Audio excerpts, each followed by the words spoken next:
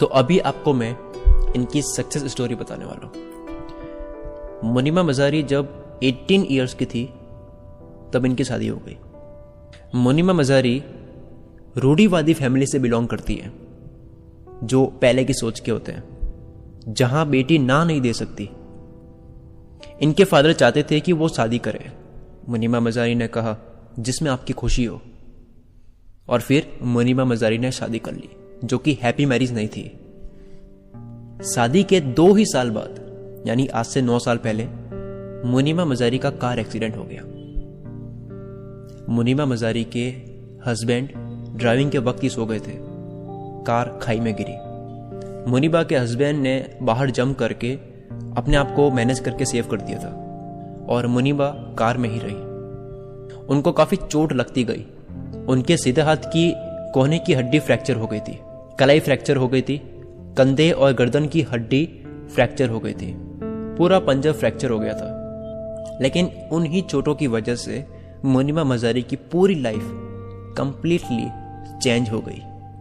मुनीमा मज़ारी को स्पाइन पर भी चोट लगी थी, यानी रीढ़ की हड्डी पर। कुछ लोग बचाने के लिए आए थे। मुनीबा को कार से बाहर निकाला, उन्होंने CPR दिया। मुनीमा मज़ारी के लिए 2.5 महीने हॉस्पिटल में बहुत भयानक थे। मुनीबा ने आस ही छोड़ दी थी। एक दिन डॉक्टर ने मुनीमा मज़ारी को कहा, मैंने सुना आप एक आर्टिस्ट बनना चाहते थे, लेकिन हाउसवाइफ होने की वजह से आपने ये छोड़ दिया। तो आपके लिए एक बैड न्यूज़ है, आप अब पेंट नहीं कर सकोगे। दूसरे दिन डॉक्टर मुनीमा मज़ारी के पास आए और बोला, आपकी रीढ़ की हड्डी की चोट काफी ज्यादा है, अब आप फिर से चल फिर नहीं सकते। मुनीबा ने लंबी सांस ली और कहा, इट इज ऑल राइट। अगले ही दिन डॉक्टर मुनीबा के पास आए और बोला, आपके रीढ़ की हड्डी में लगने के कारण, जिसे ठीक किया गया है उसके कारण, आप अब बच्चे को जन्म नहीं दे सकते। उस दिन मुनीबा मानो तबाह हो चुकी थी। मुनीबा अपने अस्तित्व पर सवाल करने लगी कि मैं जिंदा ही क्यों हूं। मुनीबा जिस कारण से जी रही थी वो ये था कि एक बार मुनीबा ने अपने भाई से पूछा, मुझे पता है मेरा एक हाथ विकलांग है, लेकिन मैं हॉस्पिटल में यह सफेद दीवार देखकर और सफेद पहनकर थक चुकी हूं। मुझे कुछ कलर्स दो और कैनवास दो, मैं पेंट करना चाहती हूं। तो जो पहली पेंटिंग मुनीमा मज़ारी ने बनाई थी वो उन्होंने अपने डेथ बेड पर बनाई थी, जहां उन्होंने पहली बार पेंटिंग करी थी। ये कितनी अजीब थेरेपी थी कि मुनीमा मज़ारी बिना एक सिंगल वर्ड भी बोले मुनीबा अपने दिल से पेंट कर सकती थी। मुनीबा अपनी स्टोरी को शेयर कर सकती थी। लोग जो भी मुनीबा के पास आते और कहते, ये पेंटिंग तो बहुत ही लवली है, बहुत सारे कलर है, इसके अंदर के दुख को कोई नहीं देख पाया, जो सिर्फ मुनीमा मज़ारी को पता था। और उस दिन मुनीबा ने डिसाइड किया कि मैं अपने लिए जिंदगी जीने जा रही हूं। मैं कोई किसी के लिए परफेक्ट इंसान बनने नहीं जा रही, मैं बस इस मोमेंट को पाने जा रही हूं, और इसे मैं अपने लिए एकदम परफेक्ट बनाऊंगी। मैं अपने जितने भी डर हैं उनसे लड़ने जा रही हूं। तो मुनीमा मज़ारी ने अपने वो सारे डर एक एक करके लिखे, और मुनीबा ने डिसाइड किया कि वो एक एक करके वो सारे डर को काबू में करेगी। क्या आपको पता है मुनीमा मज़ारी का सबसे बड़ा डर क्या था?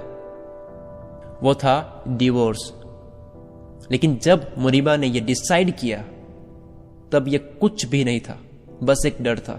मुनीबा ने अपने आप को मुक्त कर दिया और उसे फ्री किया, और मुनीमा मज़ारी ने अपने आप को इमोशनली इतना स्ट्रांग बना लिया था कि जब मुनीमा मज़ारी को पता चला वो शादी करने जा रहा है, मुनीबा ने उसे टेक्स्ट भेजा कि मैं बहुत खुश हूं and wish you all the best.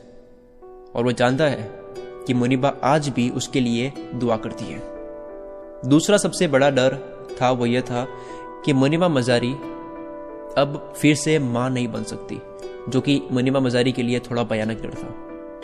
लेकिन फिर मुनीमा मज़ारी ने एहसास किया कि ऐसे बहुत बच्चे हैं इस दुनिया में जो ये चाहते हैं कि कोई उनको गोद ले ले।